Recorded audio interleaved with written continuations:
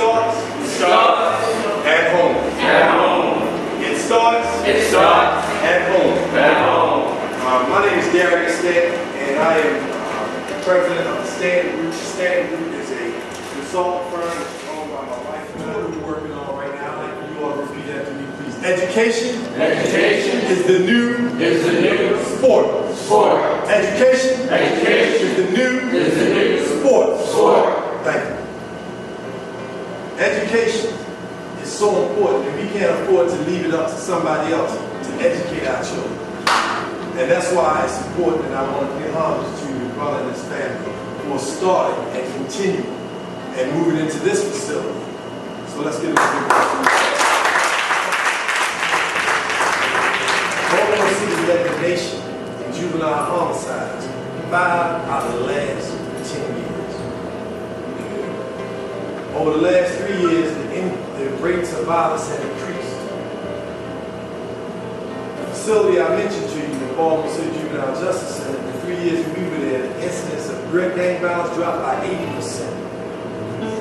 The one-on-one fights dropped by 50%. The first year we were there, 75 young people were taken out of the facility to the hospital. That's how they have a medical unit in the facility. They were beyond the care and treatment of the medical facility on the unit 75. By the third year, there were less than 25 taken out. Now, we don't take credit for that.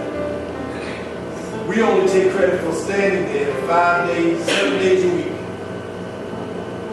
5 brothers and others who came in consistently. So they saw a consistent model of someone who respected them and demanded respect, but we only demand it by giving it to them. I mentioned to you the rates of violence in Baltimore City. Baltimore City has what I call the deadly cocktail. The deadly cocktail. Baltimore City is the only city in the United States whose rate of use of heroin has not declined. The only city. Everywhere else, the rate of heroin has declined. In Baltimore City, it stayed steady. So therefore, you have children who are growing up in families who have been generationally addicted from the womb. Understand genetics. Right, that's right. Understand how what we eat, what we drink, what we smell, what we taste, what we hear, how that impacts our genes and how that's passed on to our children. Remember, it starts at home. The other component to that deadly cocktail is alcohol. Baltimore City currently has 500 liquor licenses over the legal limit. And I want to applaud the mayor and the Baltimore City Health Department and a number of other entities. See, it's one thing to put out problems, but we have to learn how to create and put out solutions. And not only put out solutions, but when people are doing things and making an impact, you got to acknowledge them and recognize them. Recently, the City of Baltimore Health Department stated that they were going to cut 120 to 150 liquor licenses, at least 120, throughout the city, because there's a map. And on that map that they had, they did a study back in 2009, I believe, that showed all of the places in Baltimore City where there's homicides. And right next to that, they showed, overlaid that with all of the places in Baltimore City where there are liquor stores. So guess what? Where there was a homicide, there was a liquor store. Where the communities on the outlying parts of the city, there were no liquor stores or very few, there were no homicides or very few. There was a direct correlation between the alcohol that's being consumed and the lifestyle that it creates with homicide. So there you have the deadly cocktail. Police have to come into a situation to see that it's so bad that they need to remove these children from the home. That's at 6.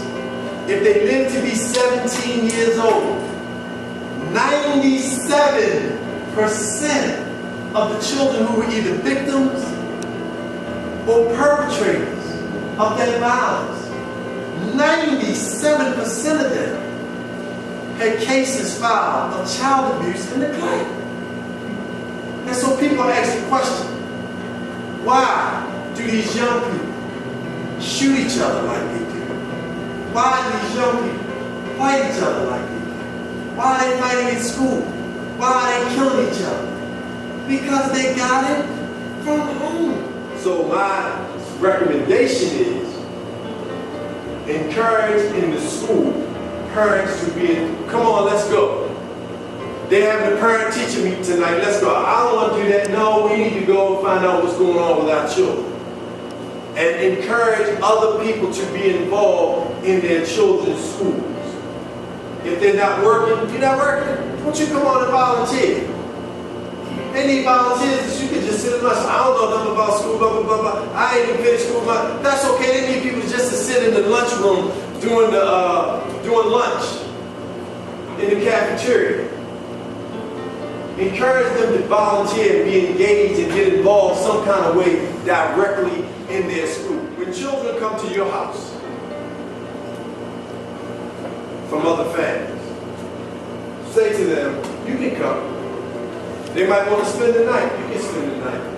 But when you come over here, you got to bring your books with you. Because my children do homework. We do homework here. We do book reports. We do research projects. So when you come over here, now my son's friends, they bring their book bags when they come for the weekend. Otherwise, you can't come. What's the message? Education. The concept education is a new sport simply comes from the fact that we spend so much time, so much money, so much energy, so much applause. We will fight, we will curse, we will stay up in the rain.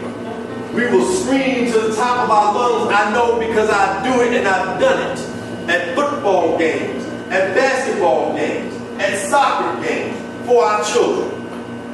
But how many of us go to the Board of Education and scream and shout and fight for our children? How many are at the children's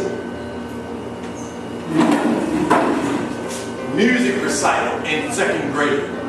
How many of them out there standing ovations for those children, whether the music sounds good or not?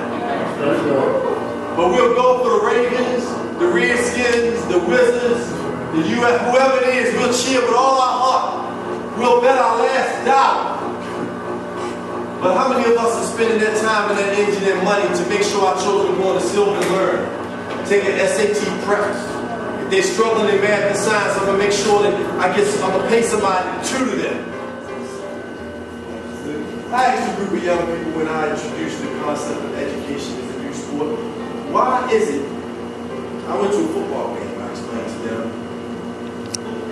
And I watched my nephew play, who had on all black uniforms, and they had on pink shoestrings, pink wristbands. And I was like, I know when I was little, ain't no way in the world you catch the little boys wearing pink on the football field. Now I love pink personally, so don't misunderstand, it's not a color thing. It's just a matter of sports and men in pink. And that was never the case until the Susan G. Komen for the Cure partnered with the National Football League. And those men had baseball caps, wristbands, pink shoes, pink socks, and they were playing pink football in pink. And guess what the little boy started to do? Play football in pink. So I said, oh yeah. So I said, just picture, if we were in a situation, and I saw LeBron James do this, so I want to give credit to do. We were in a situation where we now saw athletes on the sideline